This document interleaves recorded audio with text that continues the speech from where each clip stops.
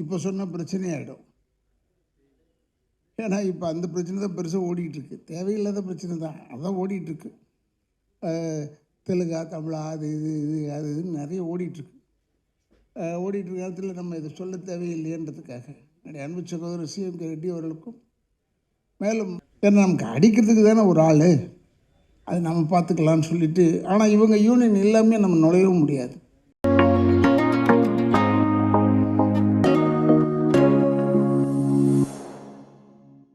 இதனை பற்றி இங்கு இருக்கக்கூடிய நம்முடைய மூத்த நடிகர் என்று சொன்னால் ஆரம்பித்ததிலிருந்தே அவர் நன்கு அறிமுகமானவர். இந்த விருதை பற்றி அவருக்கு தெரியும்.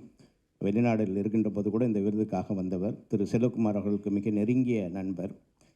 திரைப்படத்தில் ரொம்ப ரொம்ப முக்கியமான படங்கள், ரஜினி படங்கள் எல்லாம் நடித்தவர். அது மட்டுமல்ல, அவருடைய தந்தை திரு எம்.ஆர். ராதா அவர்களை பற்றி சொல்ல வேண்டும் என்று சொன்னால், அந்த காலத்திலிருந்து இந்த காலம் வரைக்கும் நாம் ஒரு மறக்க முடியாத நடிகர் என்று சொன்னால் திரு எம்.ஆர். ராதா அவர்கள் தான். ஒன்றும் இல்லை, எம்ஜிஆரை சுட்ட பிறகு அவர் ஒரு சொன்ன வாக்கியம் இன்றைய வரைக்கும் ரொம்ப ரொம்ப புகழ்பெற்றது. என்னடா துப்பாக்கியை கண்டுபிடிச்சிருக்கீங்க, எம்ஜிஆரை சுட்டா அவரும் சாவலை, அவரும் சுட்டார் நானும் சாவலை, என்னடா துப்பாக்கியை கண்டுபிடிச்சிருக்கீங்க என்று தமிழ் சினிமாத்தில் சொன்ன திரு எம்.ஆர். ராதா அவர்களுடைய புதல்வர். அவரும் ரொம்ப அருமையான சில விஷயங்கள் எல்லாம் பண்ணுவார். ஒரு முறை இன்டர்வியூ எடுக்கும்போது நான் கேட்டேன், நீங்கள் என்ன நினைக்கிறீங்கன்னா, கோவம் வரா மாதிரியே கேள்வி கேட்குற, ஆனால் சிரிச்சா மாதிரி மூஞ்சி வச்சுக்கிற, உன்னை திட்டவும் முடியல அப்படின்னாரு. ஆக நேரடியாக எதையும் சொல்லக்கூடியவர், அற்புதமான பேச்சாளர். ஆகவே அவர் இந்த நிகழ்ச்சியினுடைய முதல் அறிமுக உரையை, வாழ்த்துரையை வழங்க நம்முடைய கரங்களை தட்டி அவரை அன்போடு வரவேற்போம்.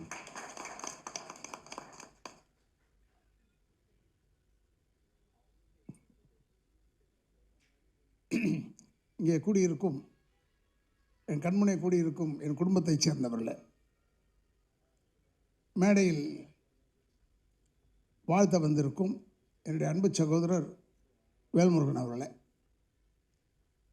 ஏன்னா அவரையே எனக்கு ரொம்ப பிடிக்கும்னா, நம்மளை மாதிரி ஒரு துணிச்சல்காரர், யாருக்கும் பயப்பட மாட்டார். அவர் பட்டதை சொல்லிடுவார். பட்டதை சொன்னதுனால அவர் நிறைய பட்டிருக்காரு, அது வேறு விஷயம். இருந்தாலும் அதெல்லாம் பற்றி கவலை இல்லாமல் பேசிக்கிட்டு இருந்தேன். அதனால் சொன்னார். அதே போல் என்னுடைய அதான் அந்த காலத்து ஜோடின்னு சொல்கிறதா, இந்த காலத்து ஜோடின்னு சொல்கிறதா, அந்த காலத்து தான் ஜோடி அம்பிகா அவர்கள். நாங்கள் நடித்த படமெல்லாம் நல்லா ஓடிச்சு. இல்லை பேய் வீடு, நாகம், அப்புறம் வீரன் வேலு தம்பி, எல்லாத்துலேயும் பண்ணியிருக்கோம். எங்களுக்கு ஏன்னா என்னோட ஹீரோயின் செய்கிறதுக்குன்னு ஒத்துக்கிட்டு நடித்த ஒரே ஆளே தான்.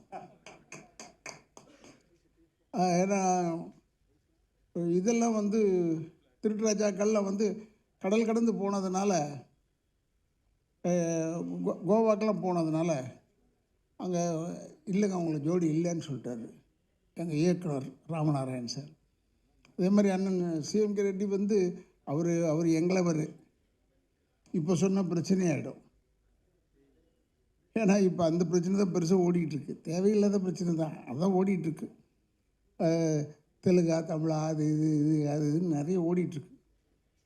ஓடிட்டுருக்க நேரத்தில் நம்ம இதை சொல்ல தேவையில்லையன்றதுக்காக என்னுடைய அன்பு சகோதரர் சிஎம் ரெட்டி அவர்களுக்கும், மேலும் மாஸ்டரை பற்றி சொல்ல தேவையில்லை. செல்வம் மாஸ்டர் அவர் நான் நினச்சேன் கூப்பிட்டா வந்துடுவார் போல இருக்குன்னு கூப்பிட்டு பார்த்தேன். விலைவாசியை பார்த்தோன்னு ஐயோ வேணாம் சாமி, ஏன்னா நமக்கு அடிக்கிறதுக்கு தானே ஒரு ஆள், அது நம்ம பார்த்துக்கலான்னு சொல்லிட்டு. ஆனால் இவங்க யூனியன் எல்லாமே நம்ம நுழையவும் முடியாது, அது ஒரு கஷ்டம்.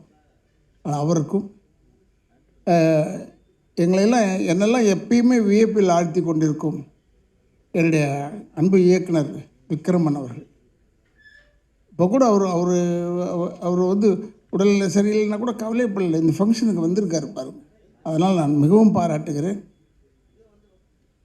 அப்புறம் இந்த தம்பி இல்லை ஜெகனை பார்த்து சொல்லிட்டேன் நான்.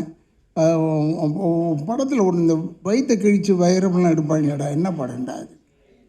அப்போ சொன்னான் ஆயன்னு சொன்னான். நான் உண்மையை ரொம்ப பிரதாபப்பட்டேன் அவனை பார்த்து. ஆனால் அவன் பயங்கர வாள்ன்றது எனக்கு நல்லா தெரியும். அதே மாதிரி இப்போ அண்ணன் இருக்காருன்னா அவர் பாட்டெல்லாம் இந்த மண் வாசனை கெடாமல் இருக்கும் அந்த பாட்டு. அதனால் அவரும் இன்றைக்கி நல்ல புகழின் உச்சியில் இருக்கிறார். அவங்களாம் நல்லா வளரணும். அதில் இந்த எடிசன் அவார்டில் வந்து கூப்பிட்ருக்காங்கன்னும் போது நான் ரொம்ப பெருமைப்படுறேன். ஏன்னா செல்வகுமாருக்கு வந்து ஒரே ஒரு இளிச்சவாயன் நான் தான் நினைக்கிறேன். எப்போ கூப்பிட்டாலும் வந்துடுவான் இருந்தால எடிசன்னு கூப்பிட்டா போதும். ஏன்னா தென்னிந்திய நடிகர் சங்கத்தில் இவருக்கு சரியான அங்கீகாரம் தரல. நாங்கள் அப்போ எலெக்ஷன் டைம் ஏதோ ஓட்டு போட்டுட்டு இருந்தோம்னு நினைக்கிறேன். அப்போ சகோதரர் விஜயகாந்த் வந்து எப்பவுமே அவருடைய பேச மாட்டார், சொல்ல மாட்டார். எல்லாரையும் அனுசரிக்கக்கூடியவர். சும்மா வந்து தொந்தரவு பண்ணாதன்ற மாதிரி ஏதோ ஒன்று சொல்லிவிட்டார். அப்போ நான் கூப்பிட்டு சொன்னேன், டேய் எதிர்காலத்தில் அவன் பெரிய ஆள் ஆகிட்டான்னு அப்புறம் நம்ம வணக்கம் சொல்ல வேண்டியதாக இருக்கும், எல்லாம் வேணாண்டா, விட்டு விடு அவனை விடு. அவருடைய ஃபங்க்ஷன் எங்கே இப்போ மலேசியாவில் கூப்பிட்டாரு, போனாங்கன்னா எல்லாத்துக்கும் போனேன்.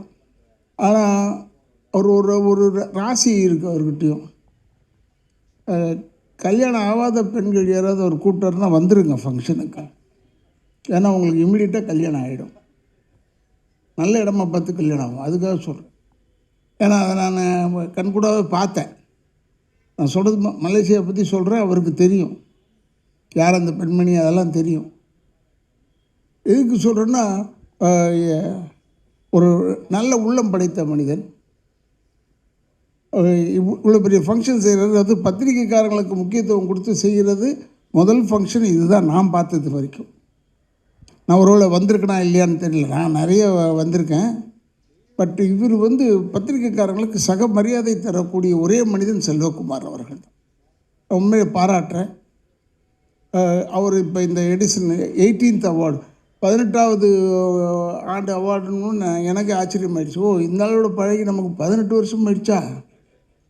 அடேங்க அப்பா, எவ்வளோ நாள் ஓடி போச்சு பாருங்கள். ஏன்னா இந்த நினைப்பு தான் நம்மளை வந்து வயசாக்கிடுது. அது வரைக்கும் நான் இளமையாக இருந்தேன் உள்ளே வர வரைக்கும். இந்த 18வது அவார்டை பார்த்த உடனே தான் கொஞ்சம் பின் வாங்கிட்டேன். அதனால் எனக்கு ஆரம்பத்துலேருந்தே தெரியும்னு சொன்னதை மறந்துடுங்க அவரை. And is a very good man. இப்போ கூட அண்ணன் ரொம்ப அற்புதமாக எங்களெல்லாம் அறிமுகப்படுத்தினார். அதாவது கட்டுறதுக்கு உதவும் மூங்கில், அப்புறம் தேவையில்லாத வாழை மரத்தை வச்சு, இது வந்து கலைஞர் சொன்ன கதை எங்களுக்கு, நான் இல்லைன்னு சொல்ல.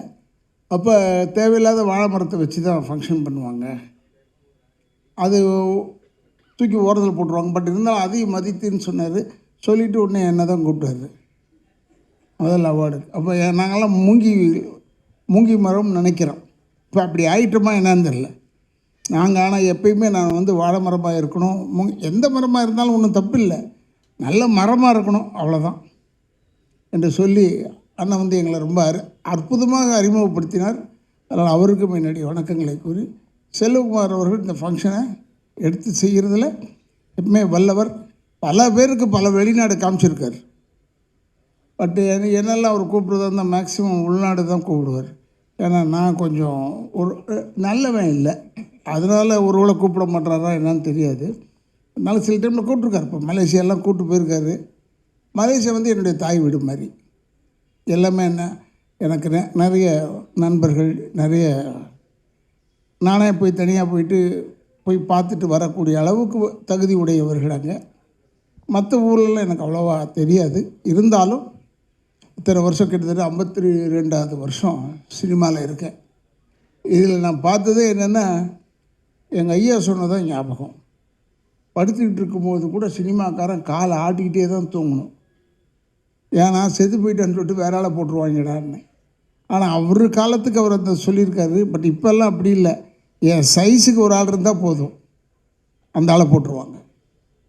சைஸுக்கு தான் இப்போ வேணும் என்று சொல்லி, அது மாதிரி இல்லாமல் இப்போல்லாம் வந்து நல்ல புதுமையான படங்கள்லாம் எடுக்கிறாங்க. அதனால் அந்த புதுமையான படங்கள்லாம் எடுக்கும்போது நம்மளும் பெருமையாக நினைக்கிறோம். இப்போ கூட ஒரு சினிமாவில் இருந்த ஒரு சகோதரர் இப்போ பெரிய இயக்கத்துக்கெல்லாம் போட்டியாக நிற்கிறார். அப்படின்னும் போது சினிமாவை நாம் பெருமையாக நினைக்க வேண்டும். எல்லாருமே சினிமாளுங்க தான், எதிர்த்து இவர் நிற்கிறவங்களும் சினிமாளுங்க தான். ஆனால் இந்த சினிமாவை பொறுத்தவரை எந்த நேரத்தில் எது வெடிக்கும்னு சொல்ல முடியாது. அதுக்காக சொல்கிறேன்.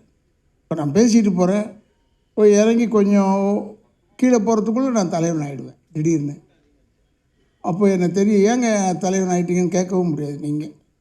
ஏன்னா சினிமா அப்படி. சினிமாவின் ரசனை வந்து இப்போ ஒரு பிரமாதமான ரசனை. சினிமா வந்து இருந்தோம்னா நமக்கு கூட்டம் சேரும்னு மட்டும் நினைக்கக்கூடாது, அர்த்தத்தோடு கூட்டம் சேரும்னு நினைக்க வேண்டும் என்று சொல்லி, என்னுடைய அன்பு சகோதரர்கள் செல்வகுமார் அவர்கள் இந்த ஃபங்க்ஷனை தொடர்ந்து செஞ்சிட்ருக்காரு. இன்னும் நான் பேராசைக்காக சொல்லவில்லை, இன்னும் ஒரு 30 வருஷம் நடத்தினா கூட நான் இருக்கணும், வந்து பார்க்கணும் என்று சொல்லி, அதான் என்னுடைய வேண்டுதல் என்று சொல்லி, என்னை இவ்வளோ தூரம் கூப்பிட்டதுக்கு அழைத்ததுக்கு என் குடும்பத்தின் சார்பாகவும் திராவிட இயக்கத்தின் சார்பாகவும் நன்றியை கூறி விடைபெறுகிறேன். நன்றி, வணக்கம்.